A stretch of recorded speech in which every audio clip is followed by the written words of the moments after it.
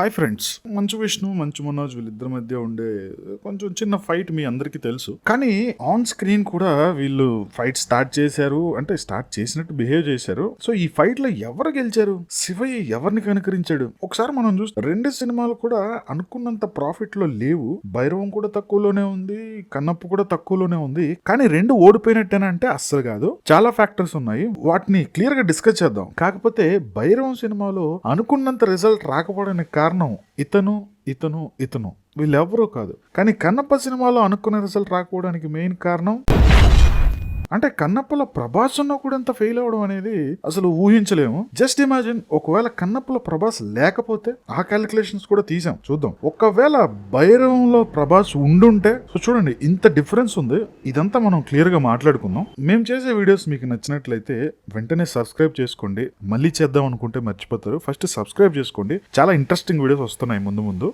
Discussion లోకి వెళ్తే మన మంచు విష్ణు తీసిన biggest block buster, career best film అని చెప్పుకునే కన్నప్ప బాక్స్ ఆఫీస్ దగ్గర మాత్రం అందరినీ షాక్ చేసింది. ఇందులో ప్రభాస్ ఉన్నా కూడా తక్కువ రిజల్ట్ రావడం అనేది చాలా మంది పాపం డైజెస్ట్ చేసుకోలేకపోతున్నారు. అయితే Kannappa cinema first day collections అయితే 9 కోట్ల దాకా వచ్చింది. ఇది కూడా ప్రభాస్ వల్లే వచ్చింది, తెలిసింది అందరికి. అయితే రెండవ రోజు 7 కోట్లు, మూడో రోజు 6 కోట్లు, 4వ రోజు 2 కోట్లు, 5వ రోజు 1.5 వరకు రిటర్న్స్ వచ్చాయి. వీక్ అంతా కన్సిడర్ చేస్తే ఒక 30 crores వరకు వచ్చింది. అయితే ఇంకా తర్వాత టోటల్ వీక్స్ కన్సిడర్ చేసినా కూడా మనకి 2 నుంచి 3 crores కంటే ఎక్కువ వెళ్ళట్లేదు అనమాట. సో టోటల్ గా మనం చూసుకుంటే 33 కోట్లు. ఇది ఓన్లీ తెలుగు వరకే, మిగతా లాంగ్వేజెస్ వరల్డ్ వైడ్ అన్ని చూసుకుంటే మనకి టోటల్ 40 crores 45 crores వరకు వచ్చిందనమాట. అయినా సరే వీళ్ళు పెట్టిన బడ్జెట్ 200 కోట్లు అని చెప్తున్నారు. సరే అట్లీస్ట్ మనం ఒక 150 కోట్లు పెట్టారనుకున్నా సరే 100 crores వరకు లాస్ అయితే ఉంది. మనకు వచ్చే మెయిన్ డౌట్ నాకు తెలుసు, అసలు నిజంగా 200 కోట్లు పెట్టారా? ఇదే కదా మీ డౌట్. ముందు మాట్లాడుకుందాం. అయితే మనం భైరవ్ సినిమాతో కంపేర్ చేస్తే భైరవ్ సినిమా ఓపెనింగ్ రోజు 2 కోట్లు, మొత్తం టోటల్ వీక్ అంతా కన్సిడర్ చేస్తే 11 కోట్లు, ఇక ఫైనల్ ఇండియా అంతా కలిపితే 13, వరల్డ్ వైడ్ గ్రాస్ చూసుకుంటే 15 crores వరకు వచ్చింది. కానీ పెట్టిన బడ్జెట్ 30 crores. సో రికవరీ మనం క్యాలిక్యులేట్ చేసుకుంటే ఒక 45%, నియర్లీ 50% వరకు ఉంది. మనం ఈ రెండు సినిమాల్లో మీరు కన్సిడర్ చేస్తే మీకు అర్థమైపోద్ది. ఇక్కడేమో 50% రికవరీ చేశారు, పెద్ద ఆర్టిస్టులు ఎవరూ లేరు, అంత హైప్ లేదు ఆ మూవీ మీద. కానీ మన కన్నప్పలో చూస్తే ప్రభాస్, మోహన్ లాల్, ఇంకా పెద్ద అక్షయ్ కుమార్, హీరోయిన్స్ అందరూ ఎవరెవరో ఉన్నారు. అయినా సరే రిటర్న్ చూసుకుంటే అసలు చాలా తక్కువ, అట్లీస్ట్ 30% కూడా లేదనమాట. కానీ మనోడు ఇచ్చే స్టేట్మెంట్లు ఇవన్నీ ఎలా ఉన్నాయి మీరు చూశారు. అసలు రిలీజ్ టైంలో ఎంతమందికి మీద కేసులు పెట్టారు, ఎన్ని రివ్యూ ఛానల్ మీద ప్రాబ్లమ్స్ చేశారో కూడా మీ అందరికి తెలుసు. అయినా సరే రిజల్ట్ ఇలా ఉండడానికి కారణాలు అయితే చాలానే ఉన్నాయి. స్పెషల్గా చెప్పేదేం లేదు.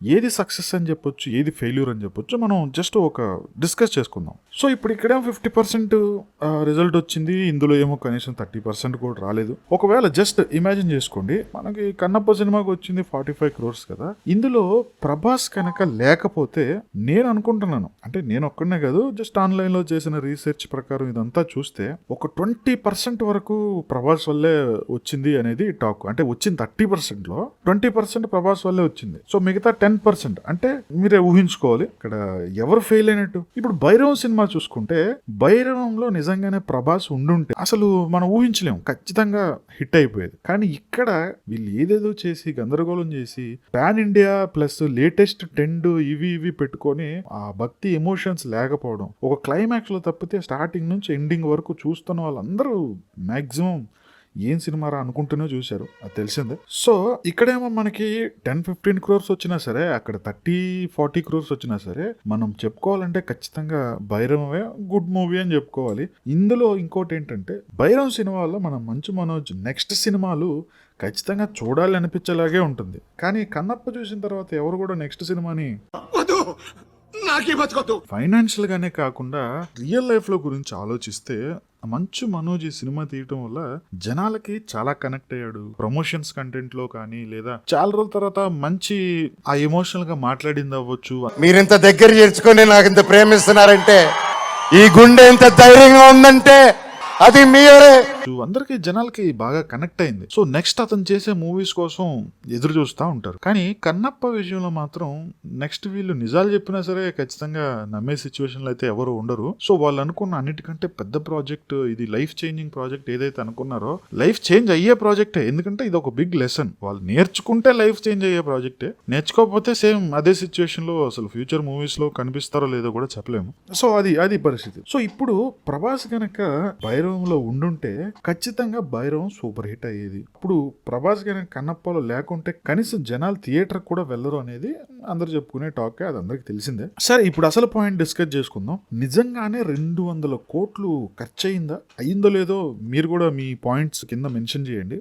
మనం గమనిస్తే ఇందులో విఎఫ్ఎక్స్ ఉన్నాయి, సెట్స్ వేశారు, ఓకే, ప్రొడక్షన్ స్కేల్ బాగానే చేశారు, స్టార్ క్యామియోస్ ఉన్నారు, ప్రభాస్, అక్షయ్ కుమార్, మోహన్ లాల్, కాజల్. అలాగే పాన్ ఇండియా రిలీజ్ కూడా చేశారు. అంటే డిఫరెంట్ లాంగ్వేజ్ లో డబ్బింగ్ ఉంటుంది, ప్రమోషన్ ఉంటుంది, మీడియా పర్చేస్లు ఇవన్నీ ఉంటాయి. కానీ నిజంగా చూస్తే ప్రొడ్యూసర్ మనోడే, హీరో మనోడే చేసిన క్యామియోస్ లో ఎవరు ఎక్కువ మనీ తీసుకోలేదని వీళ్ళే చెప్తూ వచ్చారు. చాలా సీన్స్ మీరు చూస్తే అంతా పూర్ విఎఫ్ఎక్స్, లో క్వాలిటీ మీకు తెలిసిపోతూ ఉంటది. ఇదంతా కూడా కంట్రోల్ స్టూడియోస్ లో లేదా తిరుపతిలో ఎక్కడ చేశారో చేసుండొచ్చు.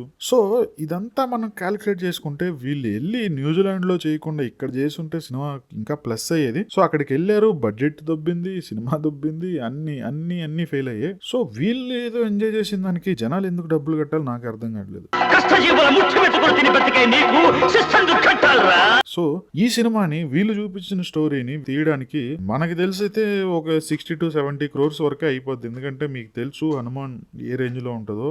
దాని బడ్జెట్టే 200 కోట్లు 300 కోట్లు లేదు, చాలా తక్కువ, ఒక 50 crores బడ్జెట్ తోనే తీసేశారు. సో వీళ్ళు ఫెయిల్ అయ్యి వీళ్ళు ఏదో అనవసరం ఖర్చులు చేసి వీళ్ళు ఎక్కడెక్కడ లొకేషన్స్ కి వెళ్ళి ఎంజాయ్ చేసిన దానికి ఒక ఆడియన్స్ దగ్గర నుంచి మనీ ఎక్స్పెక్ట్ చేయడం అయితే ఖచ్చితంగా రాంగ్ అది. సో అది ఫ్రెండ్స్, ఫైనల్ థాట్స్ చెప్పాలంటే కన్నప్ప లాంటి సినిమా ఫ్యూచర్ లో ఖచ్చితంగా ఒక మంచి లెసన్ వీళ్ళు నేర్చుకుంటారు అని అనుకుంటున్నాము. బట్ స్టిల్ ఇంకా ఏం నేర్చుకోకుండా మేము చేసింది కరెక్టే, రివ్యూవర్స్ వల్ల ఫెయిల్ అయింది, వాళ్ళ వల్ల ఫెయిల్ అయింది, వీళ్ళ వల్ల ఫెయిల్ అయింది అనుకుంటే మాత్రం ఇక ఖచ్చితంగా రాబోయే సినిమాల్లో వీళ్ళు ఎక్కడ కనిపించకపోవచ్చు. సో ఇది ఫ్రెండ్స్, ఈరోజు మనం కన్నప్ప గురించి రివ్యూ. మీకు నచ్చినట్లయితే లైక్ చేయండి, షేర్ చేయండి, కామెంట్ చేయండి. ఈ పాయింట్ మీద మీ వ్యూస్ ఏంటో కామెంట్ చేసి నెక్స్ట్ వీడియోస్ కోసం ఛానల్ని సబ్స్క్రైబ్ చేసుకోండి. Thank you for watching.